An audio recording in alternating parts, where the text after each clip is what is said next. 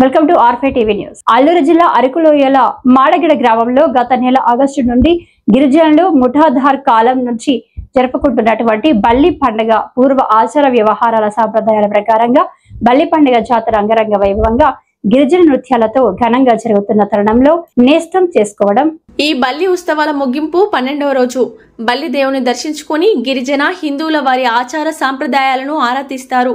మాడగడ గ్రామస్తులు మాట్లాడుతూ, మా ఊరిలో ఈ బల్లి పండుగను దర్శించుకోవడం వలన స్నేహబంధం వారి కుటుంబ తరతరాలకు చాలా సంతోషంగా ఉంటుందని అన్నారు. బల్లి పండుగకు భక్తులు, గ్రామస్తులు భారీ ఎత్తున యువతి యువకులు పాల్గొన్నారు.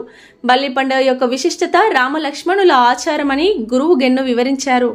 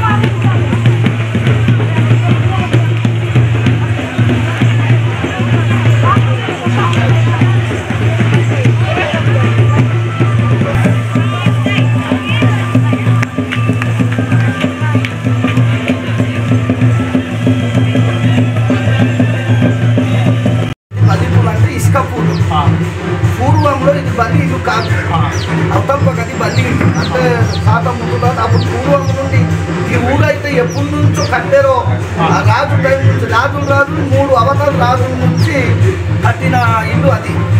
ఆ ఇల్లులో ఉండినప్పుడు ఈ కలర్గా ఇది 7 రోజులు. ఇప్పుడు మేము గట్టం వేసి భూమిలో వేసినప్పుడు 7 రోజులు ఆకులు అలాగ రాదు. వారానికి ముక్కలు ఇంత వస్తాయి, 15 రోజులు అయితేనే ఆకులు ఇంత వస్తాయి.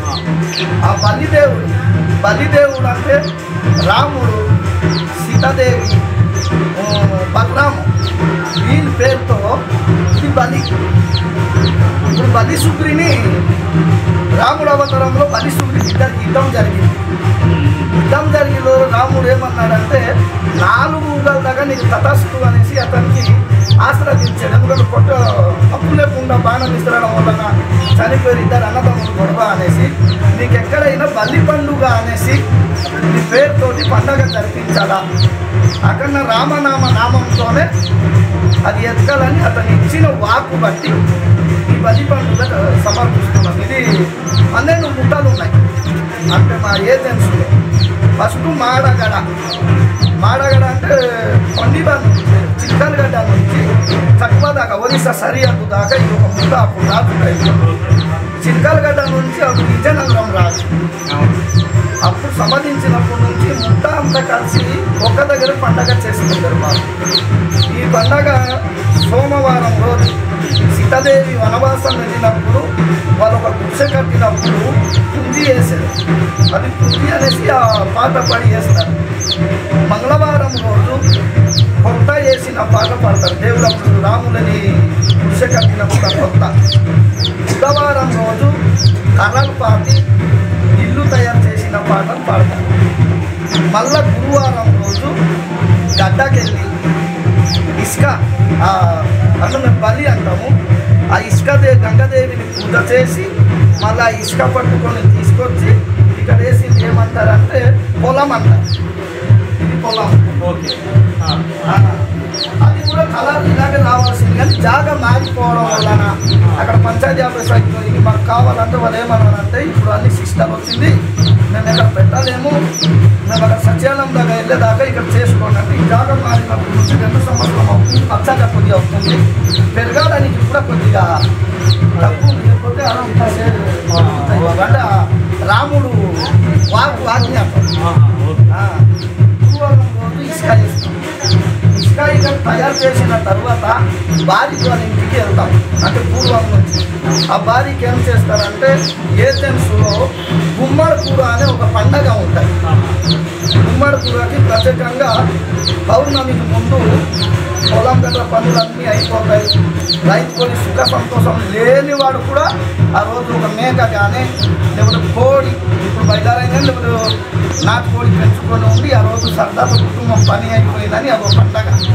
ఆ పండగ రోజు బారికి ఏం చేస్తారంటే నల్ల ఆవు మిగిలిలేని దూడ జాగరమ్మ తల్లికి బలి ఇస్తారు. ఆ బలి ఇచ్చిన పోక అతను శుభ్రంగా చేసి ఉంచి ఉంటారు.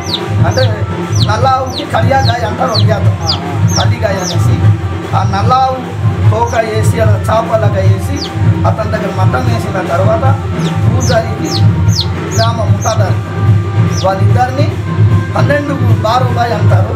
12 కులాస్తులు అంటే ఒక కులాస్తుకు ఒక పెద్ద, అలా దగ్గర 12 కులాస్తులు ఉన్నప్పుడు వాళ్ళకి కూర్చోబెట్టి రైతులు కూర్చోబెట్టి ఈ ఒక గుడ్డ ఒక పంచి దేవుడు అమలు అనేసి వాళ్ళు పాట పాడిన వాళ్ళిద్దరు ఉంటారు. వాళ్ళకి ఇద్దరికి 2 చీర ఇచ్చిన తర్వాత బారికి వాళ్ళ నుంచి గోదానం అంటే గోధుమ పిండి అవుతాయి కదా బాబు, దాని తాలూకా ధాన్యం మళ్ళా తీసుకొచ్చి మళ్ళా ఏ పాట పడతారంటే హరి హరి రామో రామో అని ఆ హరి హరి రామ రామాయణ ఫస్ట్ అతంది